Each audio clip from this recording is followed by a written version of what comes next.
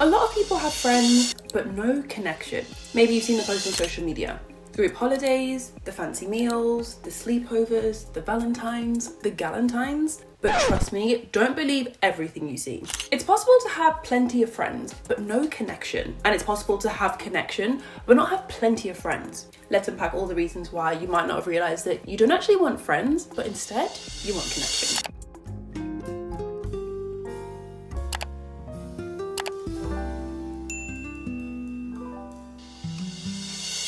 Hey, if you're new, I'm Christina and I make videos for people who are feeling lonely.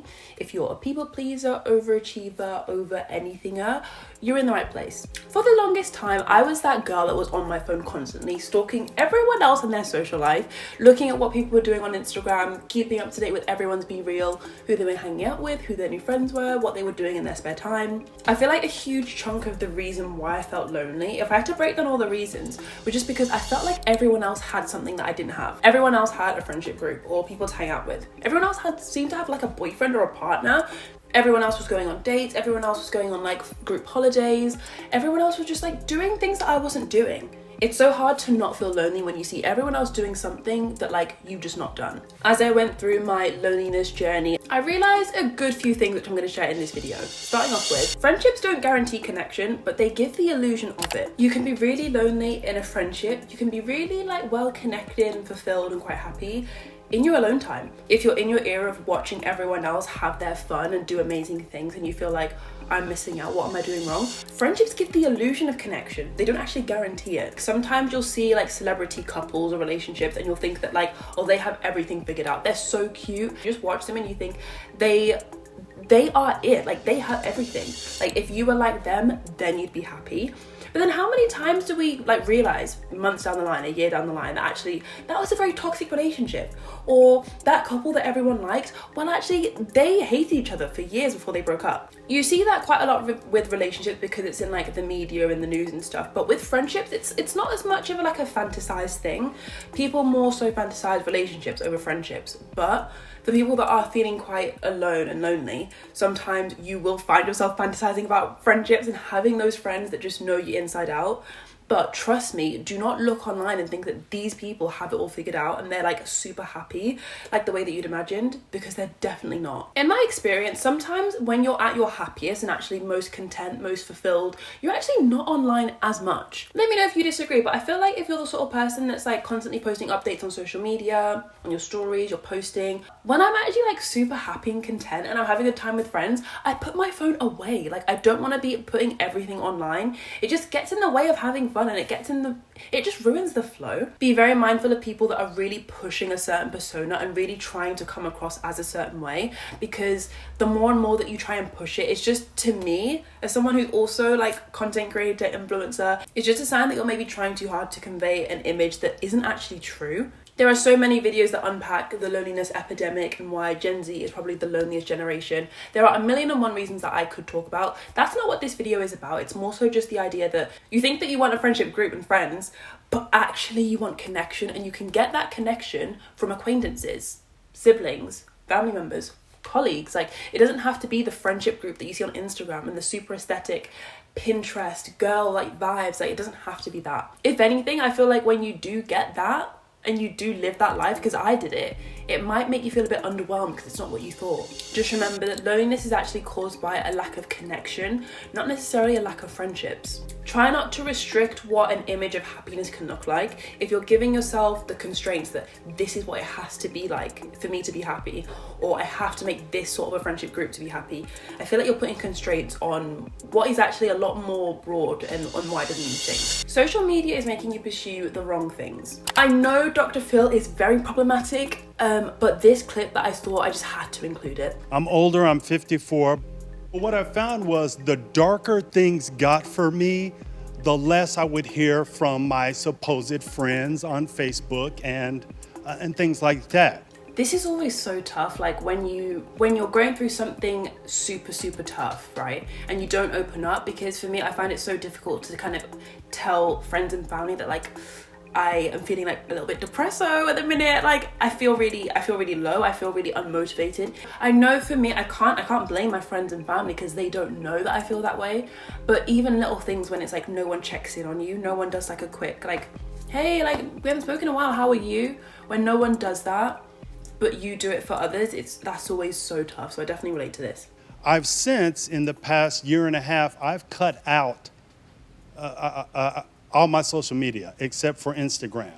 And I've got to tell you, I do not feel that loneliness anymore. I feel like this is kind of what I've been saying. Like Instagram is so powerful. Like if you're someone that's like on social media a lot, like your screen time's like 6, 7, 8, 9 hours, like do not, like you can't underestimate the influence and the impact that seeing these things every day is having on you. I think it takes vulnerability to connect with other humans, and I think social media allows a platform to share your truth, share what you're going through, because at the end of the day, like we're all human, we're all experiencing loneliness. It's a human emotion, and I think that social media allows a space for you to feel like you're not alone. And I think that if you can, so I think there's a beauty in that, in expressing what you're going through, and people can relate and they feel less alone. But I also agree that a lot of times, you know, you're scrolling on your phone all day, comparing your life to other people's, feeling like you're connected to these strangers you don't know. You turn it off, and then you're on your couch in your house alone. So I think how would you do this hierarchically?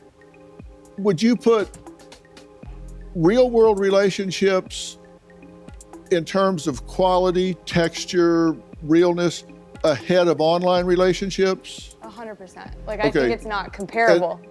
I agree, but I do think sometimes when you have an online friendship, to me an online friendship is more like, all my online friendships are so genuine because we all kind of like FaceTime.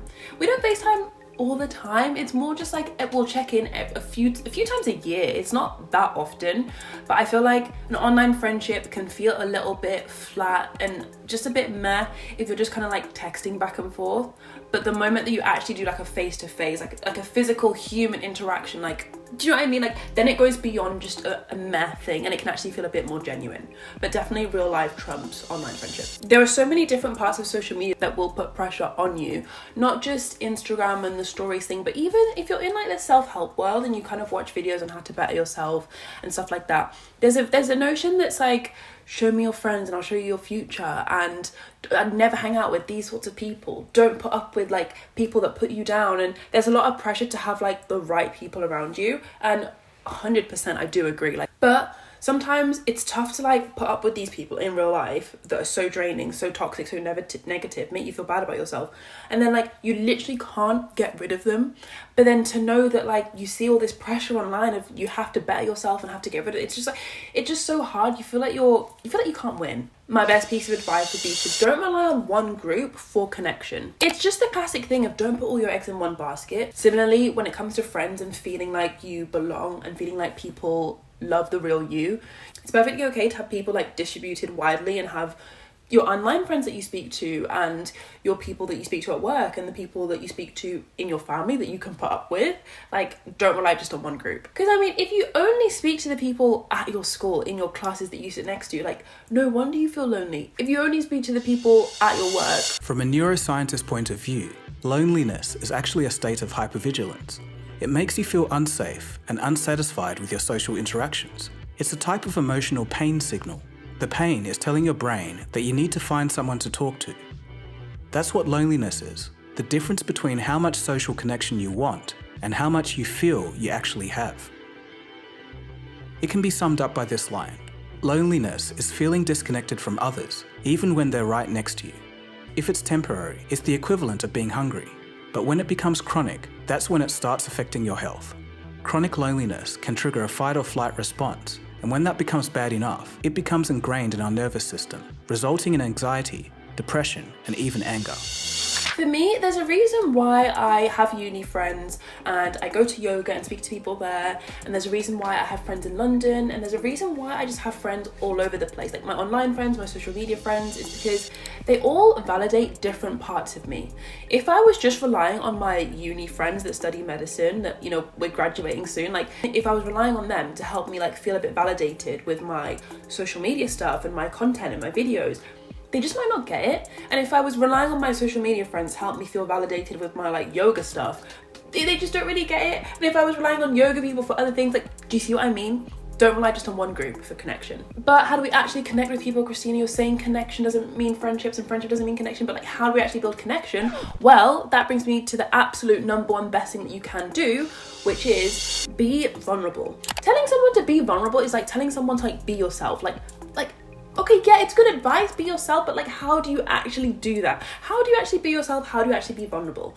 And that was probably a really good example, because being yourself sometimes is being vulnerable, and being vulnerable is being yourself. For me, and I know a lot of you guys that watch these videos, it is really, really tough to be vulnerable, because that basically means like opening up and talking about your feelings, talking about the stuff that you normally hide and wouldn't share when you're in a conversation with someone. And the thing that's like in the back of your mind, you feel like you need to say and open up about, like, oh, I need to open up about the fact that like, hey, how are you? Well, I am actually feeling like, you know, I've not had the best week, but it's in the back of your mind, but you feel scared to say it.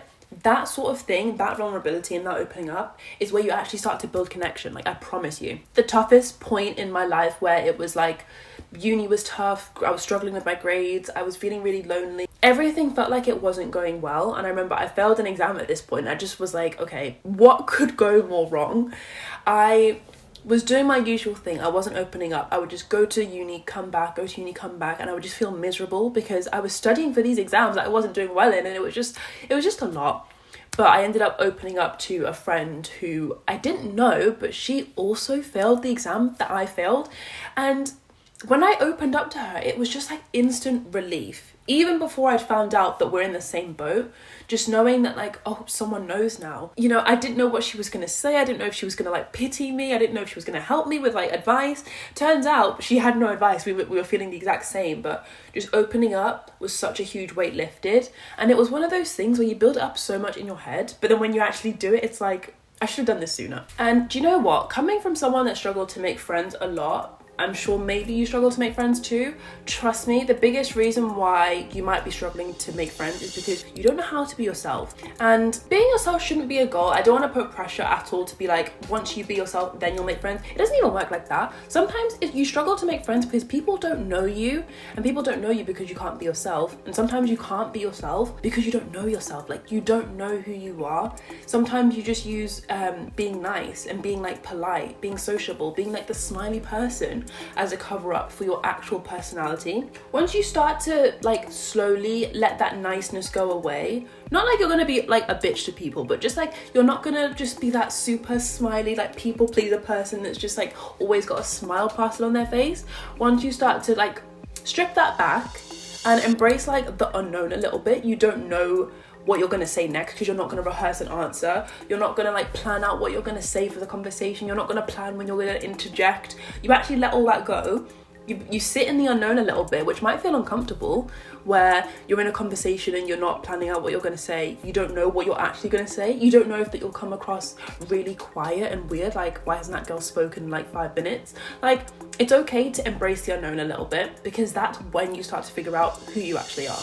The things that you're scared of sharing the most are the things that are going to help you connect the most, I promise you. And that's not to say to open up to absolute strangers or people that you don't know or trust. It's more so like, if it even pops in your head one time when you're talking to someone new, that like, maybe I should share that like I've had a health scare and I'm really nervous about getting my results, and they're coming up next week. I don't know what the results are. Like, I don't know, it's unknown. Like, share that if you feel comfortable. Or if you've got a really nerve-wracking like race coming up, you've got some sort of like marathon, you've got some sort of like huge sporting event coming up and you're really nervous about it, if you've not trained very much, you don't feel fit enough, you don't feel like you're going to do well, like, share that with someone. Like, all the things that you're scared to share are going to help you connect. Slightly unrelated but very related at the same time, this picture kind of illustrates the different types of intimacy, and sometimes I think intimacy can be exchanged for vulnerability, because intimacy is just kind of like when you get close to someone. I think the key ones for friendships are probably things like emotional, intellectual, social, and maybe conflict. I wanted to include this because it illustrates like if you're only opening up about like work intimacy or like aesthetic intimacy, then no wonder you're not going to feel like people know you, because there are 10 different types and you're only touching on like a couple. There's this Twitter thread which I wanted to talk through a little bit, which also shared tips for kind of building community and kind of like making friends, being vulnerable, that sort of thing. Number one, stop thinking that you have to build anything. Communities exist already. Through the process of connecting and joining others, over time a community is built. This is the classic like get a hobby, like try a new thing, start doing pottery, start doing yoga, start learning to crochet. Like if you adopt a new hobby, you'll naturally meet people that are like-minded. Number 3 is a big one. Saying hi to your neighbours and local service people in the area. See a gardener, delivery man, postman, etc. and just say hi. This goes such a long way. Definitely agree. For me, it's not really like a postman. It's just whenever I go to yoga, I'm always super nice to like the person at the front desk. Like I'll just like start a conversation like, oh hi, like the weather today, like you know you have small talk and stuff, because then I feel like another video I'm planning to make is your friendship is only as good as your ability to follow up. Like if you want to make friends but you're only meeting up with someone once or saying hi like once, like that's not how it works. Like you really have to follow up and be consistent. Number 4, being more intentional in current and new friendships. Think about the kind of friend that you want to be and what you want to do to become that person. The more specific, the better. 100% agree. You'll naturally attract the sort of friends that you want to be if you become that friend yourself, and then have boundaries, because I'm sure a lot of us are very nice, genuine people, but we don't have the friends that we want because we're just so like, we don't have boundaries. We'll let people overstep our boundaries. We'll let people take the piss with like our time and our effort and our money, and just people take advantage. So having boundaries is key, but also being that friend that you want to be as well. Sometimes I feel like when you are feeling a little bit lonely or struggling to make friends, I don't always think it's a problem of like you're lonely. You might actually just be picky or really selective. Like you've got kind of like high standards of who you want to hang out with and spend your time with. I spoke about this a lot more in this video, so if you enjoyed this one, then make sure to check that out. I'll see you in the next one. Bye.